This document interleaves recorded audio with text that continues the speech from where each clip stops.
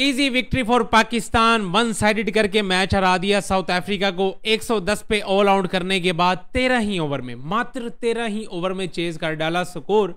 और 13 ही ओवर्स में क्यों, मतलब जला रहे हो हैं, हमसायों को जला रहे हो, पड़ोसियों को जला रहे हो बेचारे। आज उधर भी ऑस्ट्रेलिया ने 13 ही ओवर्स में चेज करके साइड पे मारा, 125 था वो, तो ये 110 था, तो तकरीबन सिमिलर हालात हो गए हैं बेचारों के साथ।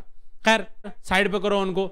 अभी भाई साहब पाकिस्तान टीम कम बैक कर चुकी है, क्योंकि पहला T20 मैच हम 55 रन के मार्जिन से जो हम हारे थे ना, यकीन करो, इसलिए मैं कहता हूँ भाई साहब के कोई नहीं रिसा साड़ियाँ। मतलब ये टीम, हमें नहीं पता चल सका अब तक कि इस टीम का हमने क्या करना है और ये क्या चीज़ है, तो क्या कर सकते हैं भाई साहब।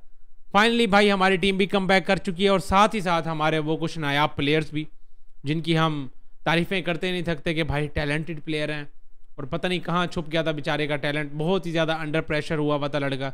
पिछले मैच में भी साम अयूब जो इनिंग खेल के गया, उसमें भी वो बहुत ज़्यादा, मतलब पहली 21 बॉलें जो वो बंदा खेला टोटली स्ट्रगल कर रहा था, लेकिन फाइनली भाई साहब आज वो एक अच्छे टच में नज़र आया।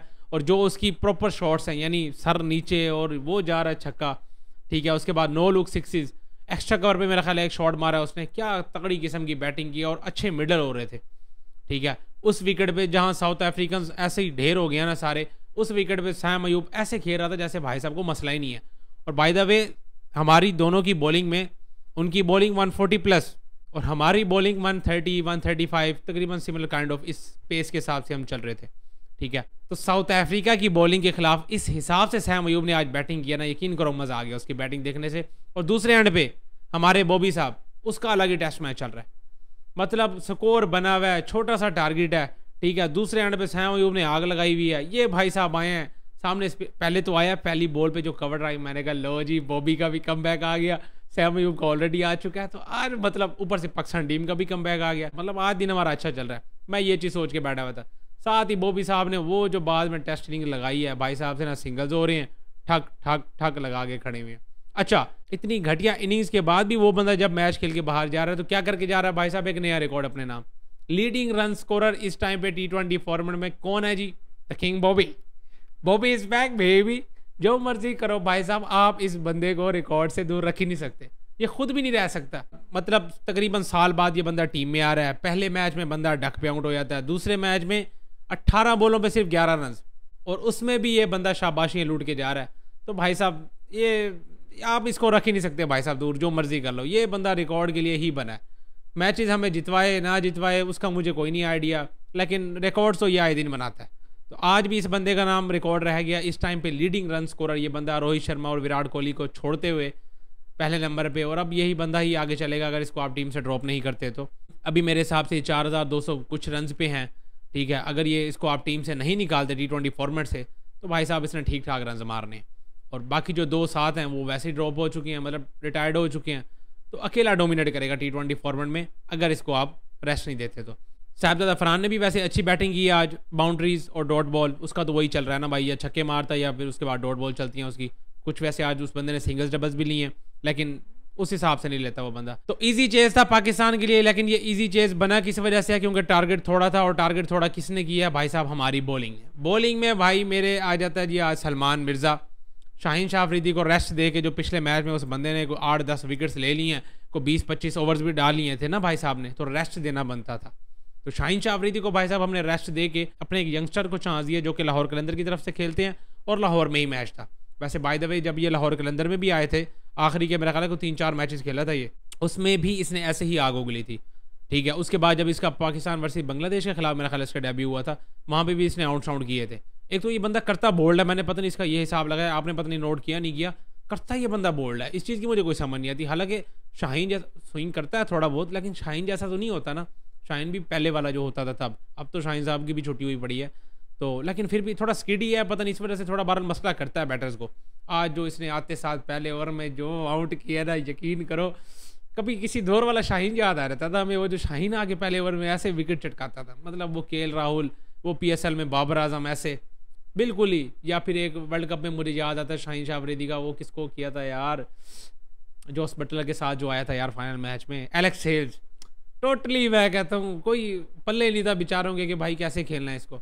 उस हिसाब से आज भाई साहब पहला आउट किया, और उसके बाद जो दूसरा बॉल किया, एक तो डिजोर्जी को आउट किया पुल शॉट पे, वो तो कैच हो गया ना, एक जो और आउट किया इस बंदे ने, मैथ्यू ब्रिस्की को जो बोल्ड मारा है, हाय हाय हाय क्या क्लास की डिलीवरी। यकीन करो मिर्जा की बॉलिंग देख के मजा आया। जितनी इसकी बॉलिंग देखने का मजा आया ना, उतना ही इसने डिसअपॉइंट किया हमें अपनी फील्डिंग से।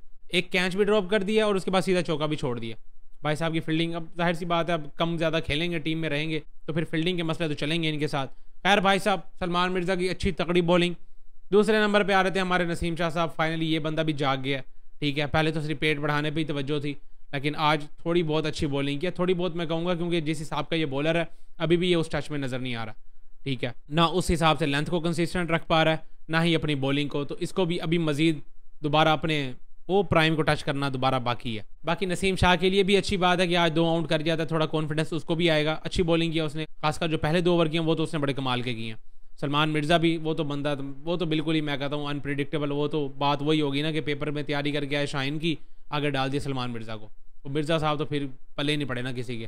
3 की इकोनॉमी के साथ बंदा 4 ओवर्स करके जाता है और 3 आउट भी कर जाता है, वो तो नहीं पल्ले पड़ा किसी को आज भाई साहब। तो नसीम शाह भी अच्छी बॉलिंग कर जाता है। फिर आ जाता है जी हमारा राणा। मतलब राणा या तो फाइनल में उसने बॉलिंग की है इंडिया के खिलाफ, तब को मेरा ख्याल है 3-4 आउट किए थे उसने, मेन ही आउट किए सारे। उसके बाद अब उस बंदे को जाके बॉल थमाइए कि जाओ जी बॉलिंग करके दो हमें, और वो बंदा आगे 4 आउट कर जाता। इतना को मैं कहता हूँ लकी बंदा था ना। मतलब इनसाइड एज हो रहे हैं, वो विकेट्स को जाके लग रही है बॉल, बॉडी पे लग रही है, वो जाके विकेट को लग रही है। क्या लकी बंदा है। बहरहाल ऐसे मजाक मजाक में आगे 4 विकेट, मतलब एक आप उसको मारो छक्का। अब जैसे वो ब्रेविस जिसने क्या कमाल का शॉट मारा है पहले राणे को, इतना नो लुक प्यारा छक्का मारा है मिड विकेट पे, साथ ही अगली बॉल पे राणा साहब कहते हैं अच्छा मतलब अब तू राणे को छक्का मारे और उसके बाद तू खड़ जाए विकेट पे, ऐसा तो नहीं होता है ना। फिर आगे भी राणा है, ठीक है, ऊपर से राणे को आज बॉल पकड़ा दिया बड़े अरसे बाद। राणा उसका भी गुस्सा निकालेगा कि भाई साहब आपने मुझे बॉल नहीं दी इतने मैचेस में, तो आज बड़ी मुश्किल से बॉल मिली है और तू मुझे छक्का मार दे आगे से। राणा भाई साहब, फिर राणा बीइंग राणा, राणे ने फिर मारा एक तगड़ा टिप्पा ब्रेविस साहब की 14 तबक रोशन, सीधा कवर में क्या दे के भाई साहब बाहर, ठीक है। हो राणा और उसको तो बाउंड्री मार दे, हैं मजाक समझा हुआ। ऐसे ही अगले बैटर्स के साथ भी हुआ है, जितने बैटर्स राणे ने आउट किए हैं इधर से वो बाउंड्री मार रहे हैं, वेरी नेक्स्ट बॉल पे राणा साहब कहते हैं आओ जी बाउंड्री कैसे मारी। बेशक इनसाइड है जो के लगे हैं जैसे मर्जी, लेकिन राणे ने बोल्ड मारे हैं। राणा साहब भी भाई साहब अपने कमबैक में 4 राउंड वो भी कर जाते हैं। कमबैक क्या, वैसे वैसे वो टीम में तो है ही है, लेकिन बॉलिंग बेचारे को कभी नहीं मिलती। जैसे पिछले मैच में एक बॉल नहीं करवाया। बाकी हमारे नवाज ने भी अच्छी बॉलिंग की है, विकेट बेशक नहीं मिल सकी लेकिन बॉलिंग उसने अच्छी की है। और साथ ही साथ हमारे इब्रार साहब, वो तो इतना कोई खास अच्छा रहा नहीं है, एक विकेट लेके गया बंदा, वो भी लास्ट में डेथ में आके एक बॉलर को ही आउट किया। मेरे ख्याल है बर्गर को आउट किया था शायद की बात है। डिलीवरी वो खैर ठीक थी, लेकिन कोई अच्छा बैटर होता तो वो तो आउट ना होता शायद उस पर। बाकी ओवरऑल देखा जाए तो भाई साहब बॉलिंग बैटिंग दोनों में हमारे, चलो बॉलिंग में ये है कि हमारे बॉलर्स ने विकेट्स ले ली। सलमान मिर्ज़ा चल गया आगे, उसका कमबैक करवा दिया हमने, वो भी अच्छी बॉलिंग करके। नसीम शाह ने थोड़ी अच्छी बॉलिंग कर ली, ठीक है। बॉलिंग में थोड़ा ये अच्छे हमें पॉजिटिव साइंस देखने को मिल गए। बैटिंग पे बात करें तो बैटिंग में हमारे बाबर आजम साहब ने तो भाई साहब रिकॉर्ड बना लिया है ना, सिर्फ 11 ही रन किया लेकिन उसमें आगे बंदा रिकॉर्ड बना के चला जाता है, ठीक है। दूसरे नंबर पे हमारे सैम अयूब, जो मेन में बात करने वाली है, सैम अयूब का कमबैक हो गया। उस बंदे का फॉर्म में आना भाई साहब बहुत ज़रूरी था, क्योंकि वो तीनों फॉर्मेट का प्लेयर है, ठीक है। उसी की वजह से वो किसी फॉर्मेट में नहीं चल पा रहा था। आपने देखा था साउथ अफ्रीका में जब वो बंदा गया, उससे पहले ऑस्ट्रेलिया सीरीज में भी जब वो बंदा गया, ठीक है, कैसे वो बंदा खेल के आया यार। मतलब टेस्ट मैच में तगड़ी परफॉर्मेंस, वनडे में 100 पे 100 मारी जा रहा था वो, मतलब फुल टाइम पीक पे चल रहा था उस टाइम। फिर बेचारे को नज़र लगी, साथ ही इंजरी हो गई और उसके बाद वो हमें नज़र नहीं आया। आज को थोड़ी बहुत झलक नज़र आई, ठीक है। इसको अब कोशिश यही है, दुआ यही करते हैं भाई साहब के कंसिस्टेंट रहे इसी फॉर्म के साथ और इसी तरह पॉजिटिव क्रिकेट खेले, ताकि भाई साहब पाकिस्तान को, वो खेलेगा तो मैच ही तो जीतेंगे हम, क्योंकि वो इस हिसाब से ही बैटिंग करता है कि जब वो बंदा खेलेगा ना, फिर ओपोनेंट तो फिर भाई साहब हिसाब किताब पहले ही अपना लगा ले। क्योंकि जैसे इंडिया में हम अभिषेक शर्मा पे बातें करते हैं, ठीक है, उसका इंटेंट को बहुत ही ज़्यादा ऊपर हो जाता है, लेकिन भाई साहब सैम अयूब भी कम नहीं है और ये तीनों फॉर्मेट का प्लेयर है। तो इसका भाई साहब फॉर्म में आना बहुत ही ज़्यादा पॉजिटिव साइन है पाकिस्तान क्रिकेट के लिए भी। और अब हम इंतज़ार करेंगे कल के मैच का, क्योंकि कल भाई साहब फाइनल मैच होने जा रहा है और मुझे नहीं लगता कि कल फाइनल मैच इस तरह का होगा। ये तो तकरीबन वन साइडेड ही हो गया ना, बिल्कुल ही निस्तो नाबूद कर दिया हमारी बॉलिंग ने, खासकर सलमान मिर्ज़ा ने, जो कि पेपर में एक अलग ही क्वेश्चन आ गया था आउट ऑफ सिलेबस, तो इस वजह से वो उसको गेस नहीं कर पाए। लेकिन कल के मैच में मैं यही कहूँगा कि भाई साहब फाइनल मैच है और तगड़ा मैच होने वाला है और ये सीरीज़ हमें चाहिए, ये सीरीज़ हमें विन करनी ही करनी है, क्योंकि हमारी होम कंडीशंस में हो रही हैं, ठीक है। तो मोमेंटम भी अब पाकिस्तान के पास है, अच्छी तगड़ी विक्ट्री लेके जा रहे हैं हम सेकंड मैच में, और कल ही मैच है, कोई रेस्ट डे नहीं है पाकिस्तान के लिए। यही है भाई साहब कि मैच जीतो, सीरीज जीतो, एक साइड पे मारो बस। बाकी आप सबको क्या लगता है यार सैम अयूब के कमबैक का? भाई मुझे तो यकीन करो सलमान मिर्ज़ा की बॉलिंग और सैम अयूब के छक्के दोनों मैं कहता हूँ लव नहीं हो गया, मजाक से मज़ा आ गया दोनों की, उसकी बॉलिंग देखे उसकी बैटिंग देखे। बाकी आप सबको क्या लगता है लाजमी कमेंट्स में शेयर करो, क्योंकि मुझे लगता है कि आपको बॉबी के 11 रन ज़्यादा पसंद आए होंगे, क्योंकि भाई साहब ने रिकॉर्ड तोड़ दिया। ठीक है, लीडिंग रन स्कोरर बन चुके हैं। लाजमी कमेंट्स में शेयर करें। इस वीडियो में इतना ही, मिलता है नेक्स्ट वीडियो में।